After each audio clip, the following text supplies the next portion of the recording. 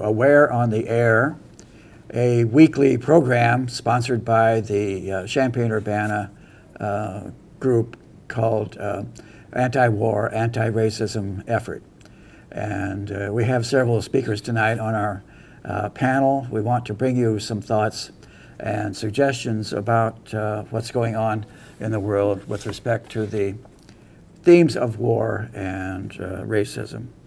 So there are a lot of things to be said. The flag behind me is there only as a reminder of the gathering crisis in Iraq. This was apparently the Iraqi flag from about 2004 to 2008, but nothing more is meant by it except to help us focus on the crisis that the media now are telling us about in Iraq. So American warships are being sent to the Middle East in the Persian Gulf, and we'll have a lot more to say about that. Headline: U.S. warship arrives in Gulf with Marines and aircraft.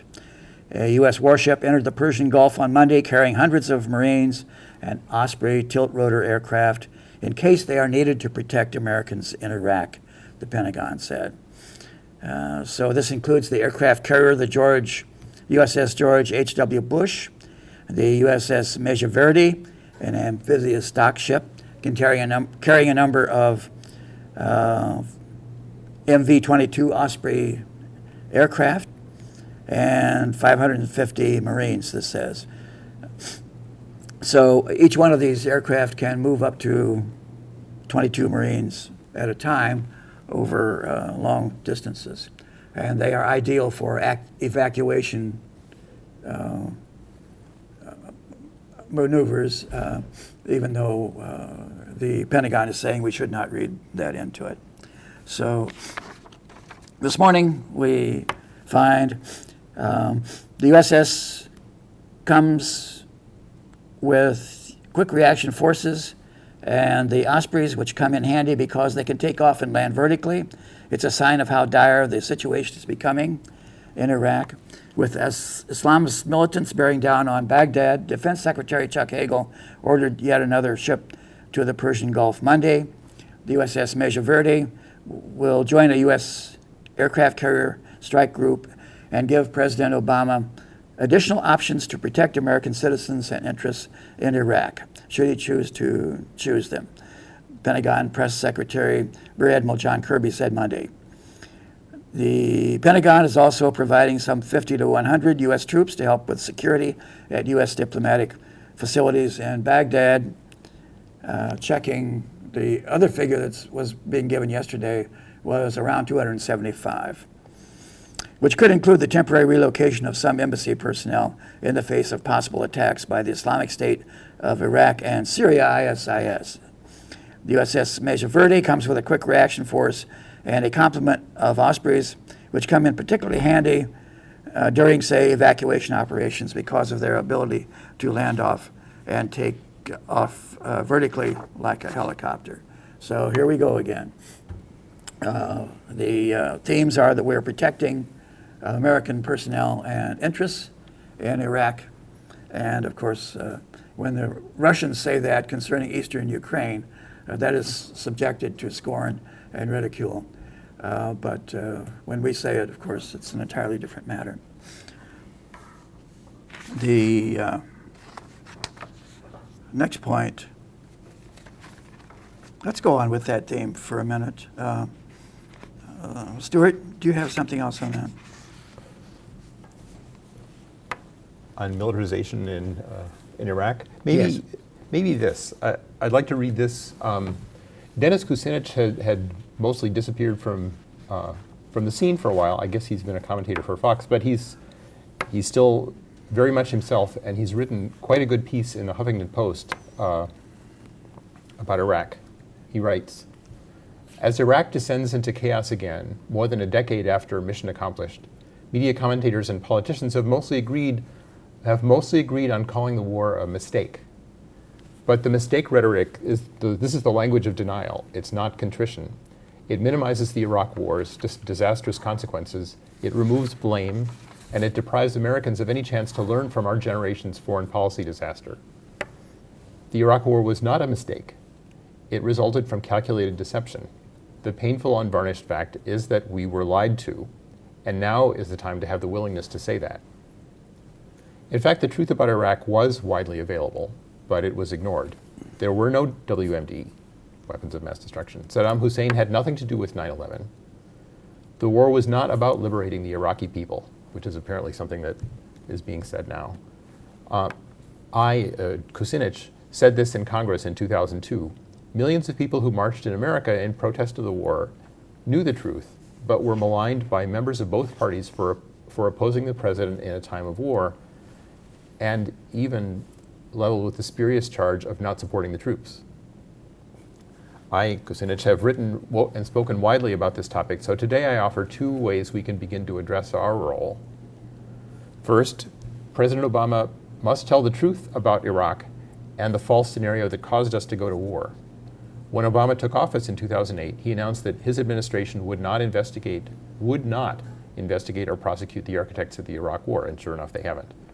Essentially, he suspended public debate about the war. That may have felt good in the short term for those who wanted to move on, but when you're talking about a war initiated through lies, bygones can't be bygones. The unwillingness to confront the truth about the Iraq War has induced a form of amnesia which is hazardous to our nation's health.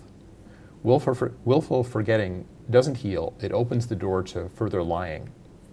As today's debate ensues about new potential military solutions, he puts solutions in quotes, military solutions to stem violence in Iraq, let's remember how and why we intervened in Iraq in 2003. That's one. Two, journalists and media commentators should stop giving inordinate air and print time to people who were either utterly wrong in their support of the war or willful in their calculations to make war. By and large, our Fourth Estate accepted uncritically the imperative for war described by top administration officials and congressional leaders. The media fanned the flames of war by not giving adequate coverage to the arguments against military intervention. President Obama did not start the Iraq War, but he has the opportunity now to tell the truth, that we were wrong to go in, that the cause of war was unjust, that more problems were created by military intervention than were solved by it, that the present violence and chaos in Iraq derives from the decision which America took to go to war in 2003. More than a decade later, it should not take courage to point out that the Iraq War was based on lies. Very good. Yeah, we need another reminder of that. The war drum is beating again. People are getting excited, and isn't it thrilling? Another war. Support our troops and all of that. And well, the sad part is I don't think that he's going to do that. yeah, well, I mean, I think this is the agenda, and I don't see truth being any part of it at all. So, you know, I mean, he's at the brink of sending, you know, troops in again. So it's the game that the military-industrial complex is playing, and until the American people realize that, and because really they're the only ones that can stop this. yeah. And they're really complacent. It's pretty scary what's going on. Yeah, the dynamic is we'll put a few troops in there saying how limited this is, you know, a restrained response. Then they will get shot at. And then we have to put in a lot more to protect them.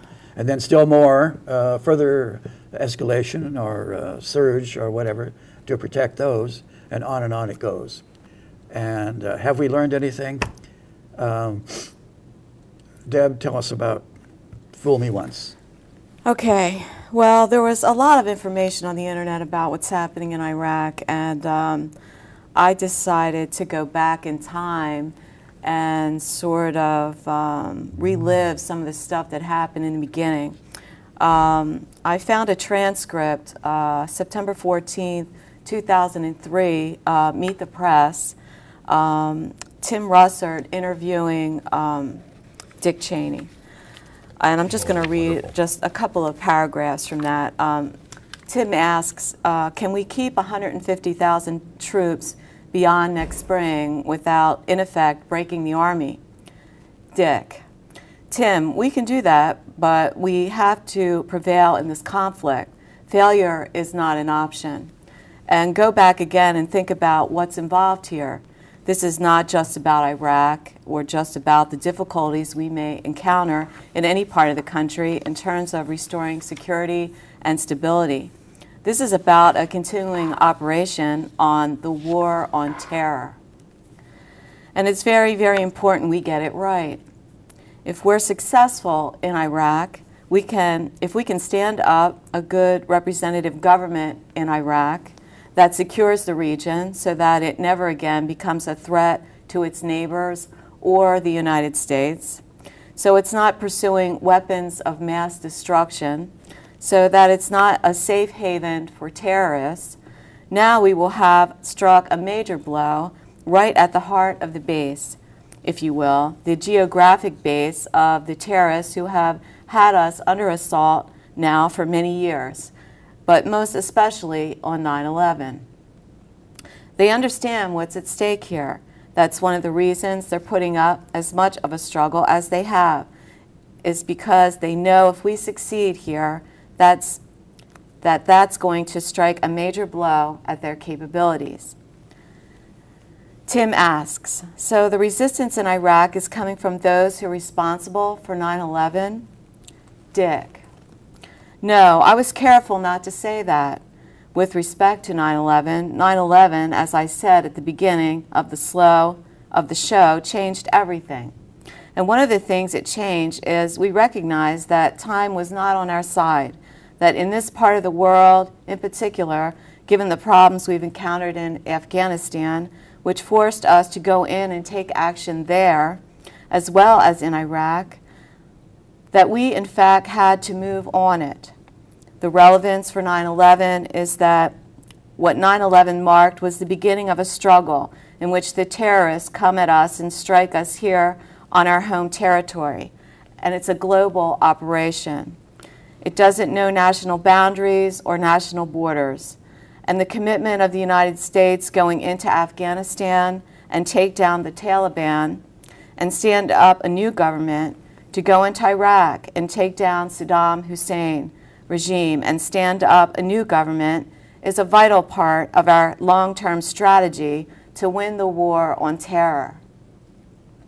America is going to be safer and more secure in the years ahead when we complete the task in Iraq successfully. And we will complete it successfully. And whatever the cost is, in terms of casualties or financial resources, it's a whale of a lot less than trying to recover from the next attack in the United States. So what we do on the ground in Iraq, our capabilities here are being tested in no small measure. But this is the place where we want to take on the terrorists. This is the place where we want to take on those elements that have come against the United States. And it's far more appropriate for us to do it there and far better for us to do it there than it is at home. Moving on, I found something called Musings on Iraq. This is from Jay Gardner. No, wait, hold on. This comes from, I'm not sure. Let me get back to you on that. But it's called Musings on Iraq, How the United States Abandoned the Idea of an Interim Government for Iraq After the 2003 Invasion. After Saddam was deposed, Jay Garner and the Office of Reconstruction and Humanitarian Affairs was placed in charge of Iraq. Rumsfeld's spokesman, Larry DeRita, stated, "We're going to stand up an interim Iraqi government, hand power over to them, and then get out of there in 3 or 4 months." All of these ideas were thrown out the window when Paul Bremer assured control of Iraq. On May 12th, Bremer flew into Baghdad and took over from Garner. At first, it was expected that he would follow in Garner's footsteps and continue with forming an interim government. That was not to be. Zalmay Khalilzad, the U.S. representative for Iraqi exiles, thought that he was going to go with Bremer to Baghdad so that he could introduce him to the Iraqis that he'd been talking to, and this was to form this new government. He even set up a date for that event, May 15th. Instead, Bremer dismissed Khalilzad's plan. He was told right before the White House announced that Bremer was taking over Iraq, that an interim government was no longer the plan. While Secretary of State of Colin Powell heard about that, he called Condoleezza Rice, warning that Khalilzad's work should not be discarded.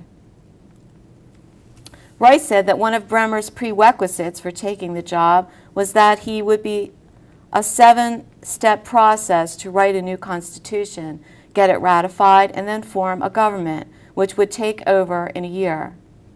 Iraqis immediately began complaining about the change. Followers of Muqtada al-Sadr held a demonstration in Baghdad on May 19th against the U.S. occupation. The next day, Iraqis met with the British representative to Iraq, Ambassador Jeremy Greenstock, demanding that sovereignty be returned to the country. Bremer would use that document as another reason why he should be in charge, and that people should follow his strategy.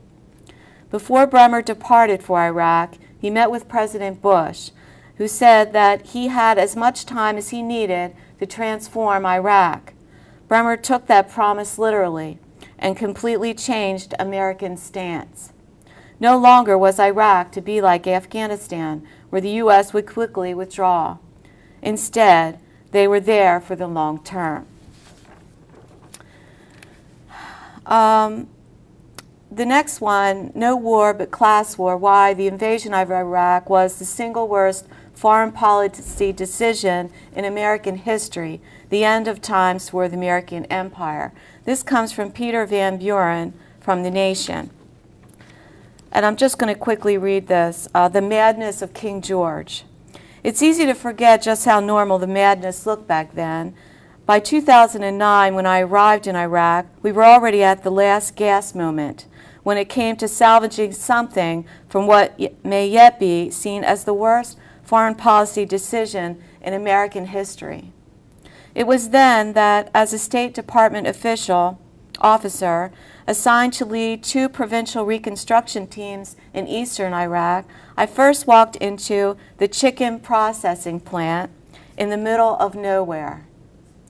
By then, the U.S., quote, reconstruction, unquote, plan for that country was drowning in rivers of money, foolishly spent. As the centerpiece for those American efforts, at least after Plan A, that our invading troops would be greeted with flowers and sweets as liberators. Crashed and burned, we had managed to reconstruct nothing of significance. First conceived as a Marshall Plan for the new American century, 6 long years later, it had devolved into farce. In my act of the play, the United States spent some $2.2 million to build a huge facility in the boondocks. Ignoring the stark reality that Iraqis had raised and sold chickens locally for some 2,000 years, the United States decided to finance the construction of a central processing facility, have the Iraqis running the plant, purchase local chickens, pluck them and slice them up with complex machinery brought in from Chicago, package the breasts and wings in plastic wrap, and then truck it all to local grocery stores.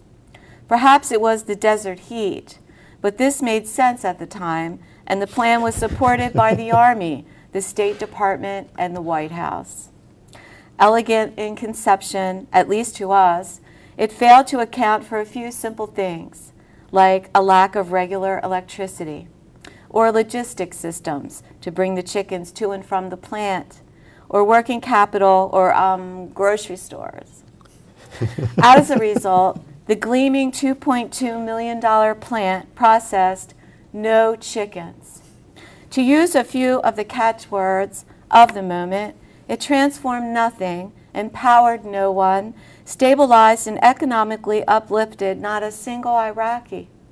It just sat there, empty, dark, and unused in the middle of the desert. Like the chickens, we were plucked. And in keeping with the madness of the times, however, the simple fact that the plant failed to meet any of the real world goals did not mean the project wasn't a success. In fact, the factory was a hit with the U.S. media. After all, for every propaganda-driven visit to the plant, my group stocked the place, hastily purchased chickens, geared up the machinery, and put on a dog and pony chicken and rooster show. And finally, my last article. Give me a second here. I don't think that's, okay, wait, hold on. I got it.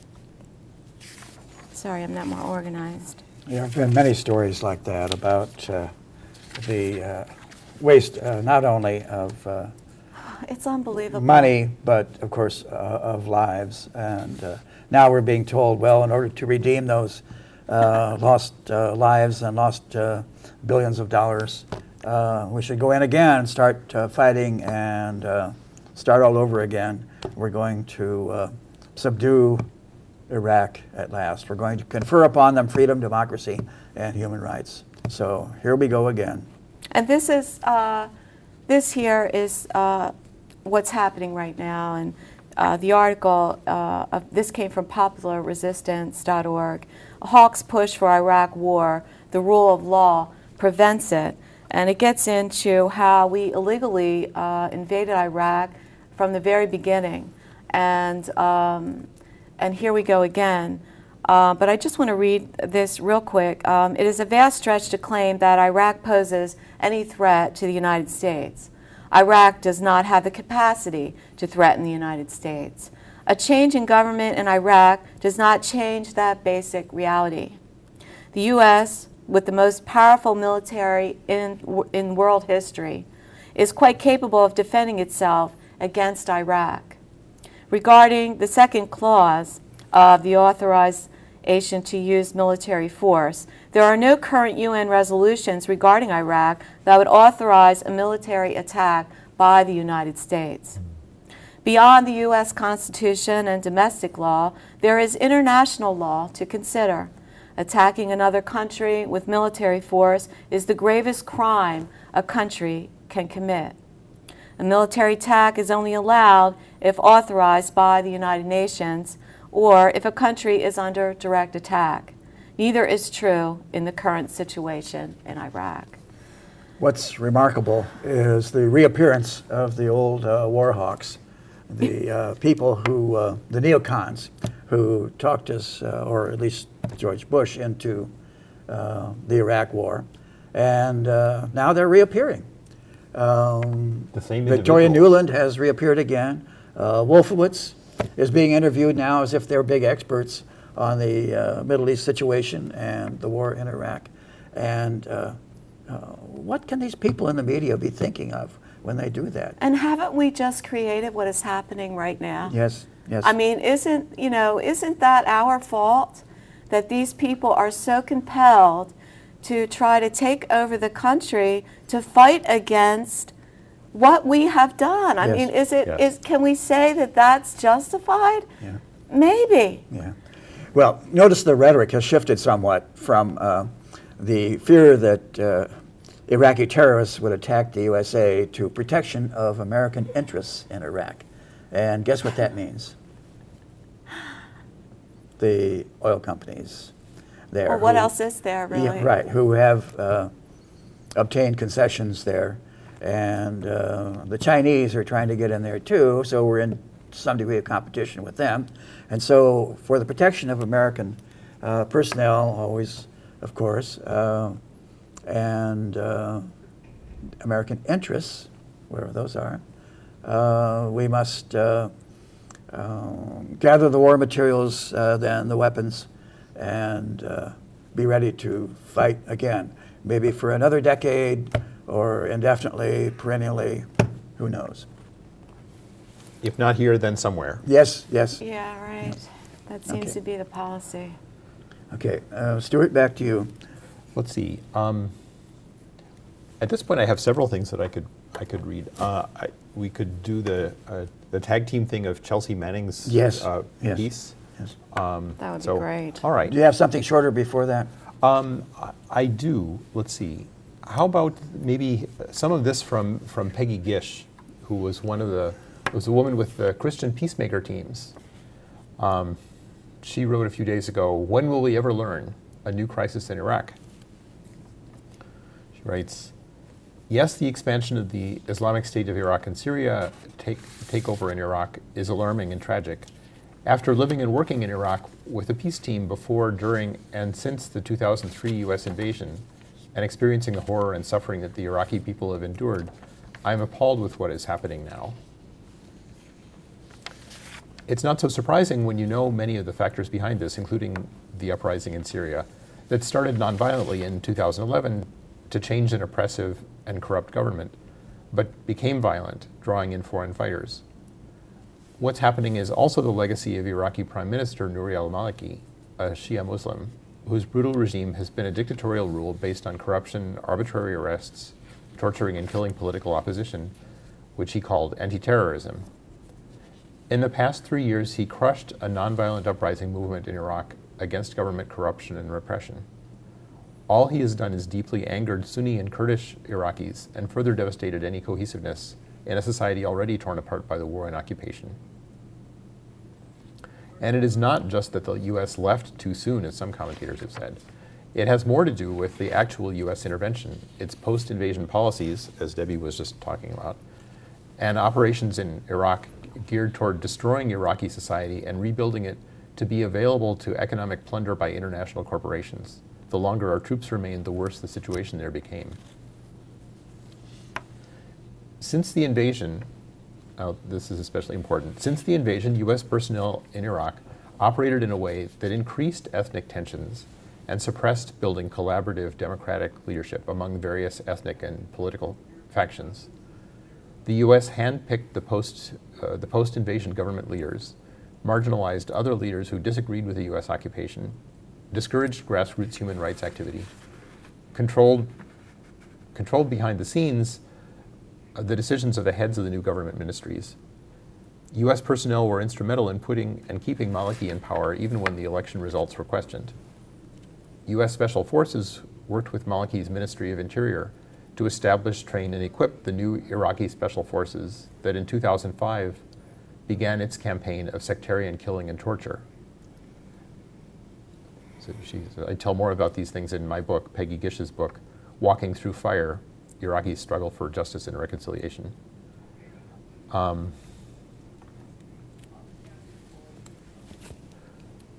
see. President Obama is now being pressured to intervene in Iraq militarily. Bombing strikes or other military actions by the U.S., however, will not resolve the underlying tensions and problems in Iraq. They will only increase the suffering of the Iraqi people and increase destabilization of the country. Putting more weapons in the hands of Maliki would increase his power to wage brutal violence on his own people who oppose his rule. Military intervention might not even be able to stop this horrific movement in Iraq. Such actions will not stem the growing movement of terror in the world. They would continue to fuel the spread of such groups. Our country's violent and oppressive actions there have made such a mess of things that it greatly reduces the things that we could do that would really turn the situation around. But we should encourage and support a government that is non-sectarian and which responds to the needs and concerns of the people. It would be wise to bring to the table neighboring countries, the UN and Arab League, and finding solutions that deal with and address regional problems. Look at Nigeria. Look at Nigeria, where international oil companies and corrupt government take the huge profits from oil production. This has been sort of a side story. We've been hearing about this for years, but but Nigeria has really kind of entered the mainstream media in the U.S. with Boko Haram. Boko Haram they've been acting as a resistance movement. That's my addition. Anyway, she goes on. where international oil companies and corrupt government take the huge profits from oil production, and the people do not benefit from the resources in their backyards. This is fertile ground for terrorism to take hold, sure enough. Similar things happen in Iraq and other countries where people have been rising up to say, we will not put up with this any longer.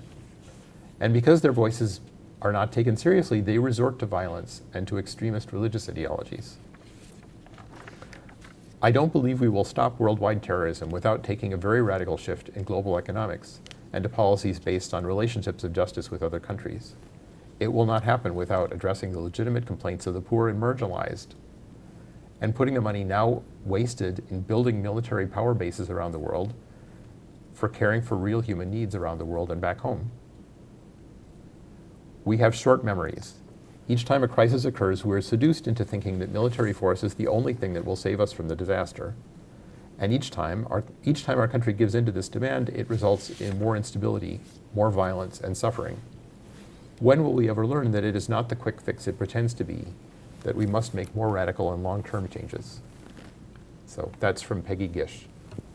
Yes, the stories that come out typically concentrate on the marvelous new technology we're going to bring to bear. Yes. And look at all these shiny new weapons we have, and the high-tech aircraft and so on. And I'm amazed at the way this keeps getting repeated, as if people will never get wise to it.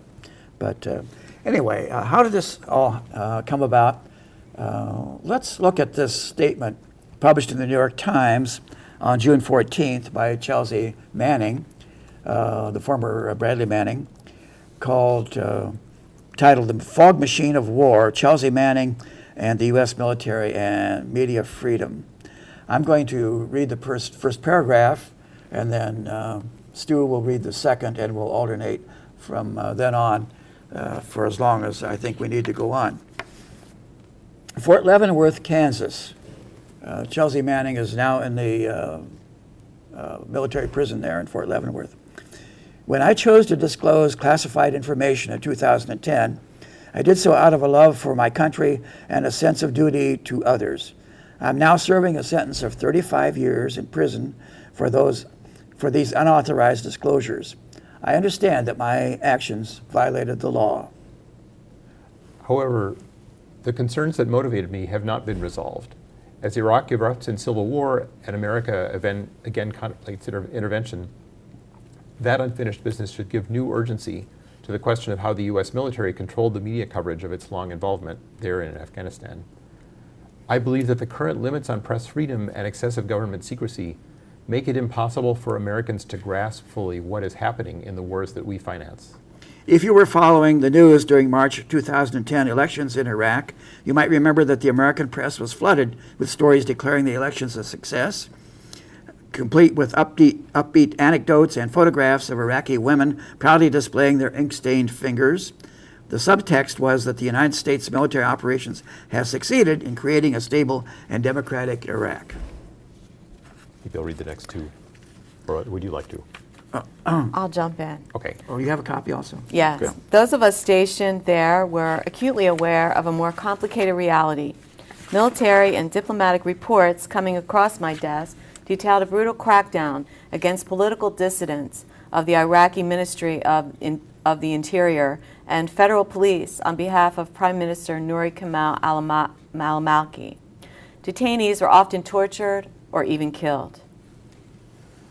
Early that year, I received orders to investigate 15 individuals whom the federal police had arrested on suspicion of printing anti-Iraqi literature. I learned that these individuals had absolutely no ties to terrorism. They were publishing a scholarly critique of Mr. Maliki's administration. I forwarded this finding to the officer in command in eastern Baghdad. He responded he didn't need this information. Instead, I should assist the federal police in locating more anti-Iraqi print shops. I was shocked by our military's complicity in the corruption of that election, yet these deeply troubling details flew under the American media's radar. It was not the first or last time I felt compelled to question the way we conducted our mission in Iraq. We intelligence analysts and the officers to whom we reported had access to a comprehensive overview of the war that few others had. How could top-level decision makers say that the American public or even Congress supported the conflict when they didn't have half the story? Among the many daily reports I received via email while working in Iraq in 2009 and 2010 was an internal public affairs briefing that listed recently published news articles about the American mission in Iraq. One of my regular tasks was to provide for the public affairs summary read by the command in eastern Baghdad, a single-sentence description of each issue covered, complementing our analysis with local intelligence. The more I made these daily comparisons between the news back in the States and the military and diplomatic reports available to me as an analyst, the more aware I became of the disparity. In contrast to the solid, nuanced briefings that we created on the ground, the news available to the public was flooded with foggy speculations and simplifications. One clue to this disjunction lay in the public affairs reports. Near the top of each briefing was the number of embedded journalists attached to American military units in a combat zone. Throughout my deployment, I never saw that tally go above 12. In other words, in all of Iraq, which contained 31 million people and 117,000 United States troops, no more than a dozen American journalists were covering military operations. Now, I just have to say, that is such an amazing statistic. I was blown away when I read that. Yeah. Yes. Okay. Yeah, go ahead. The process of limiting press access to a conflict begins when a reporter applies for embedded status. All reporters are carefully vetted by military public affair officials. This system is far from unbiased. Unsurprisingly, reporters who have established relationships with the military are more likely to be granted access. Less well known is that journalists whom military contractors rate as likely to produce favorable coverage based on their past reporting also get preference. This outsourced favorability rating assigned to each applicant is used to screen out those judged likely to produce critical coverage. Reporters who succeeded in obtaining embed status in Iraq were then required to sign a media ground rules agreement.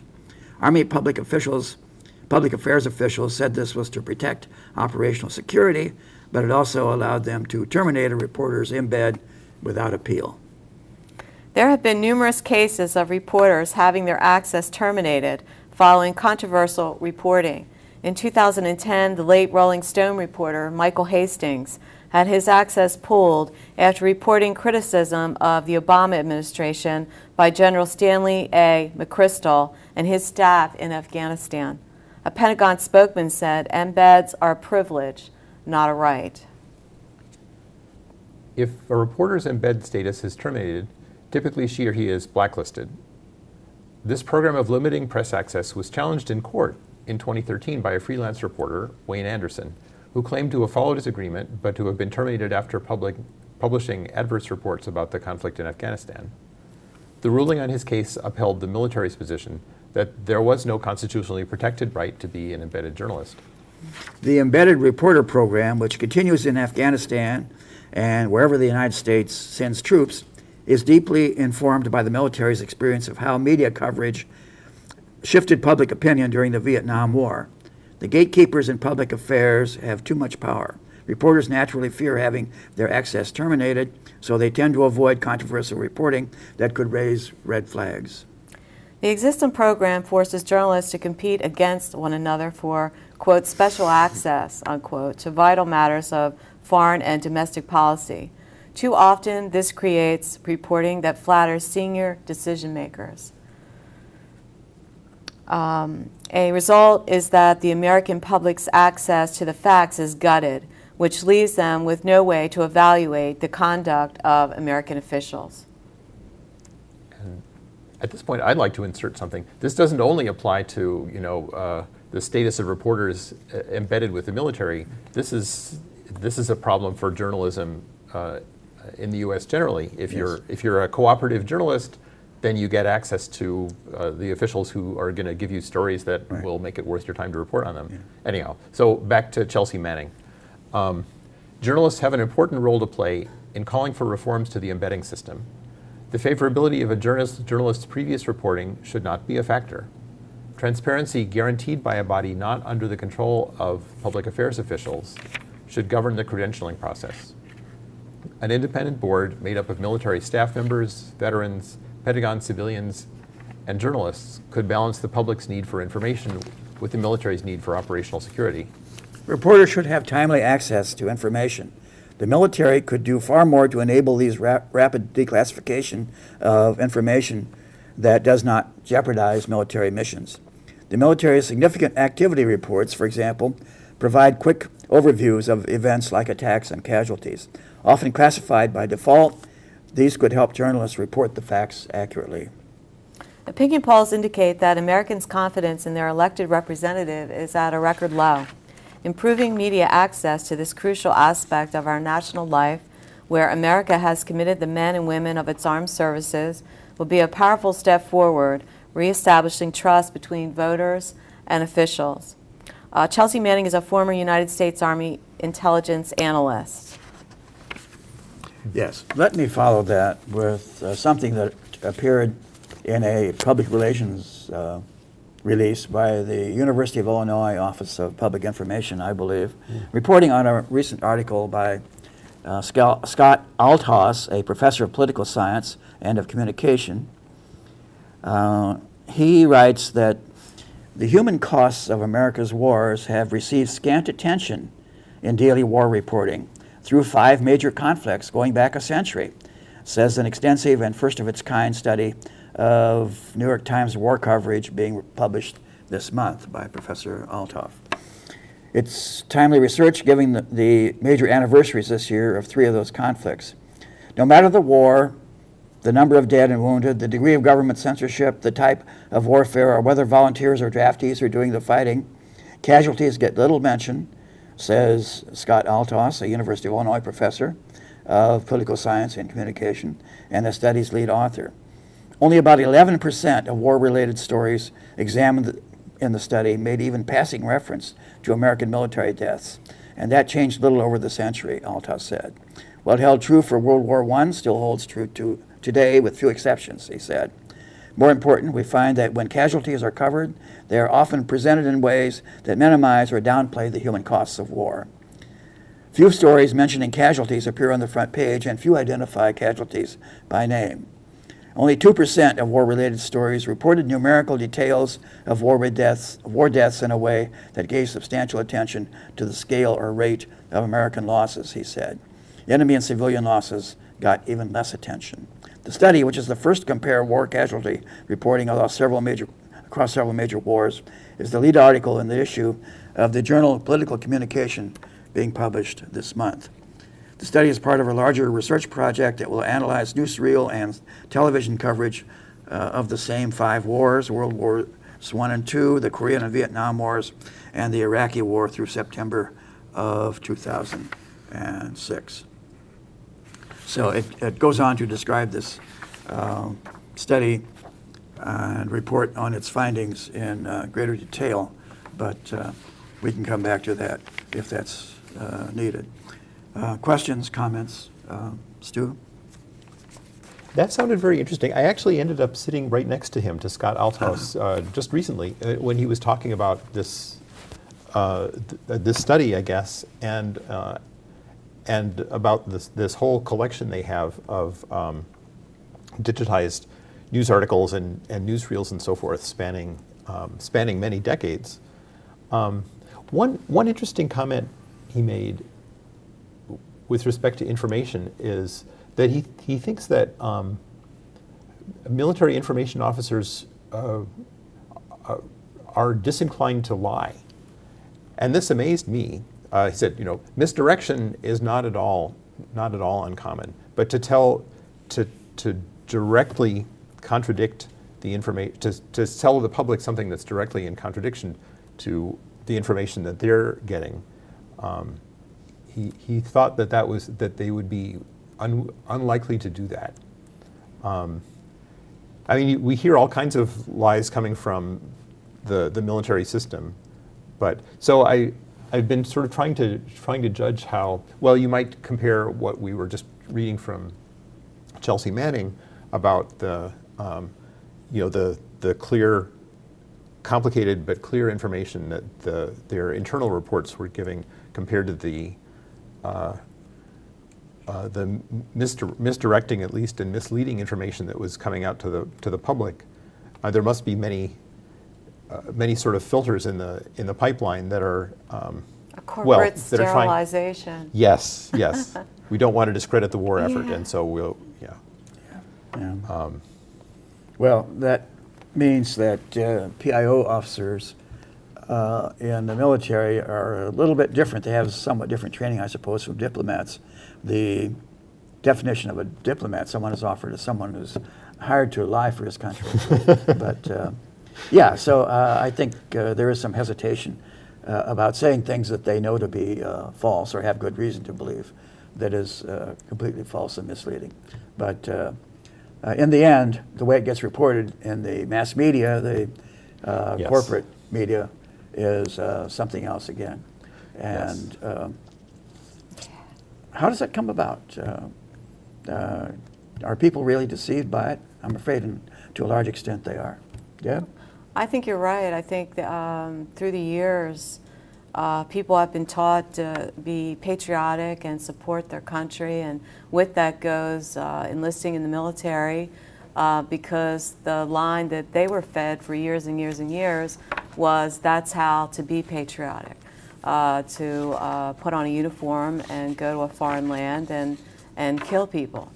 I think, in all honesty, I think the American people need to be reprogrammed, perhaps emphasis on foreign policies, because I know for a fact that when people enlist, it's usually for their own personal reasons, financial or an education, but they're really pretty unaware of what the overall foreign policies are and what the American goals are.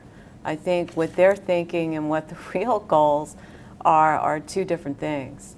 And I think you see that with a lot of these soldiers who've had to, do repeat enlistments, and by the time they get home, they're just spent, mentally, physically. Yeah. What we do to them is really a sin in itself. But I just want to, real quick, I saw this morning.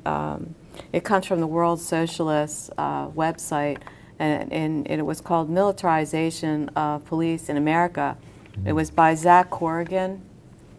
And it's just a real quick quote here. Increasingly, the methods of imperialist war and military occupation practiced by the U.S. with such bloody and disastrous results overseas are now to be employed in the U.S., whether in Iraq or Afghanistan or Los Angeles and Detroit. The purpose is the same: to protect the wealth and power of the corporate and financial oligarchy against an increasingly hostile population.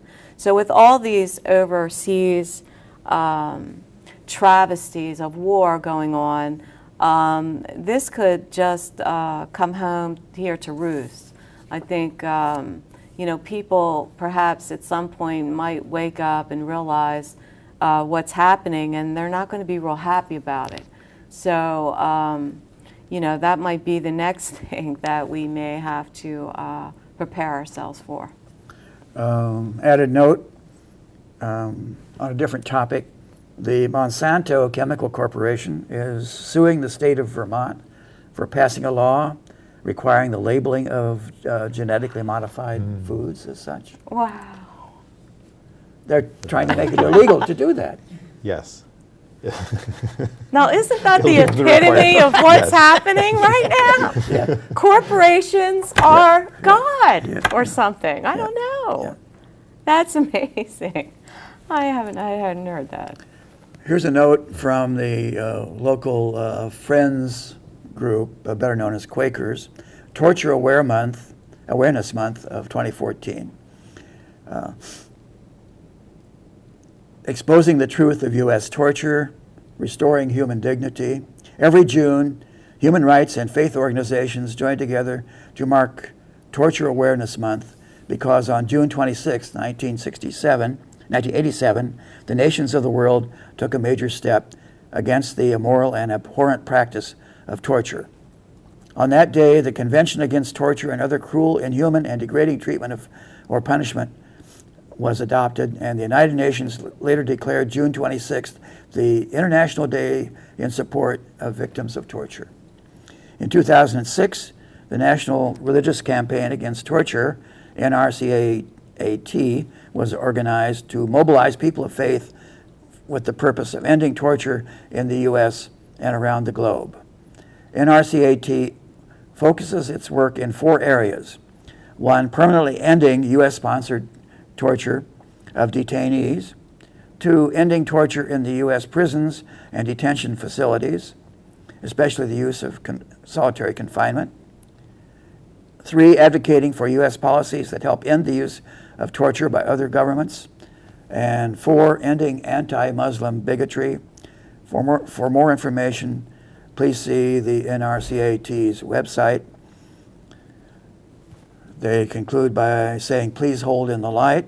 That's a characteristic Quaker phrase I like.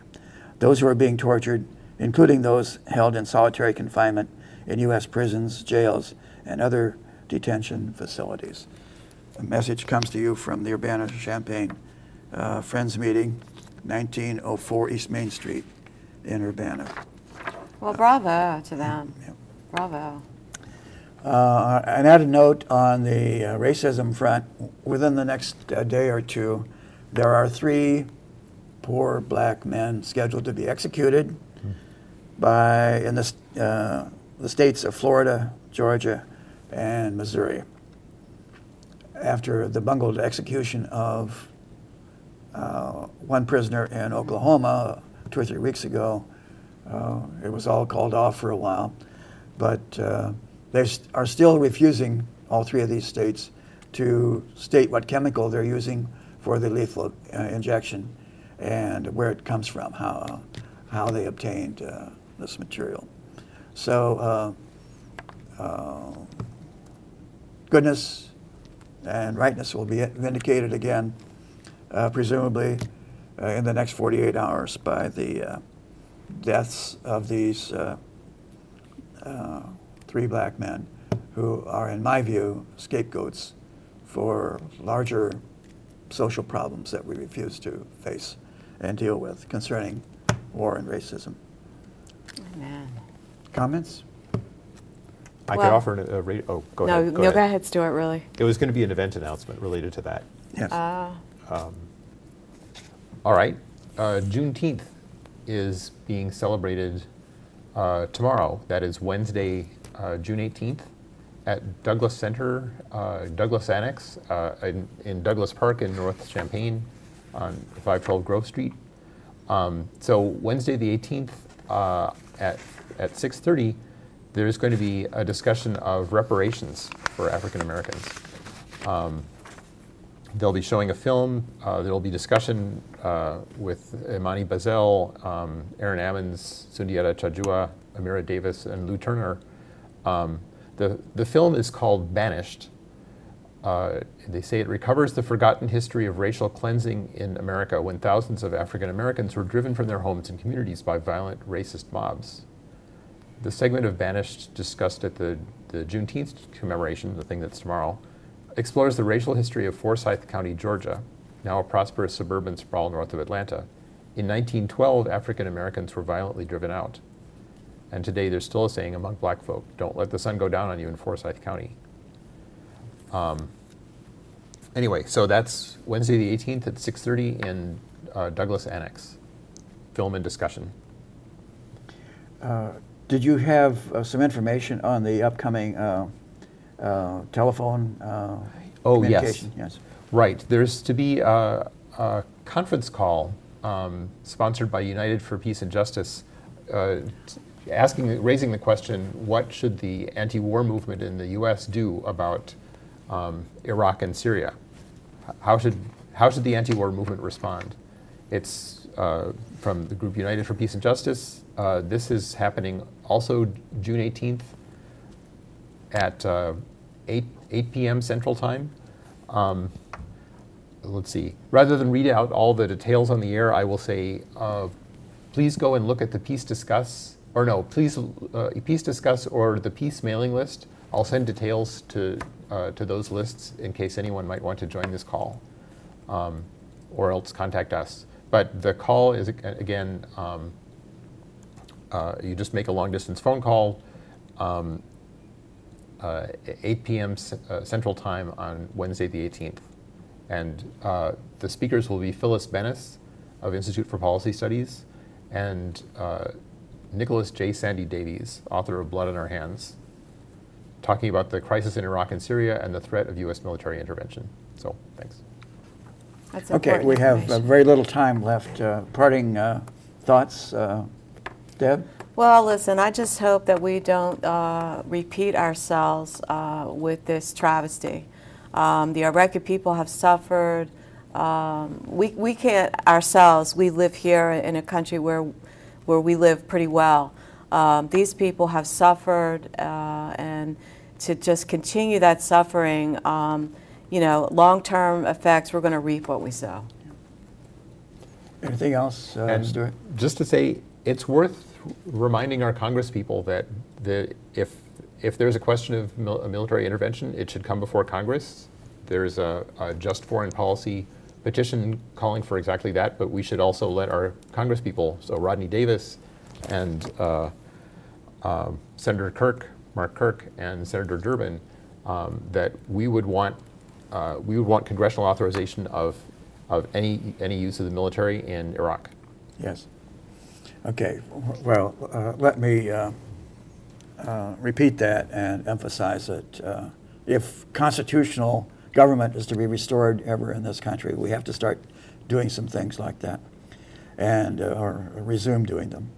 So this has been Aware on the Air, a weekly program brought to you by the Champaign-Urbana group of the anti-war, anti-racism effort.